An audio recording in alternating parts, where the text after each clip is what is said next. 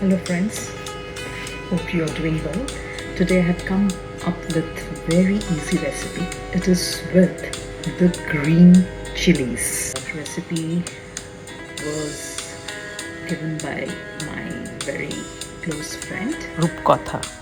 The ingredients are green chilies, salt, cumin, milk, turmeric and mustard oil.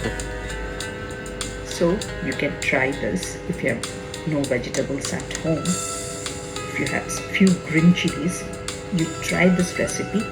Oh, you will love it. But you have to have it with the rice, hot rice. Pour 1 tablespoon of mustard oil. After it heats up, add 1/4 teaspoon of cumin seeds for the seasoning. Then add the green chilies.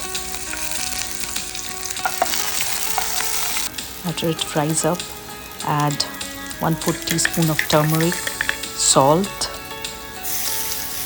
and then add the milk.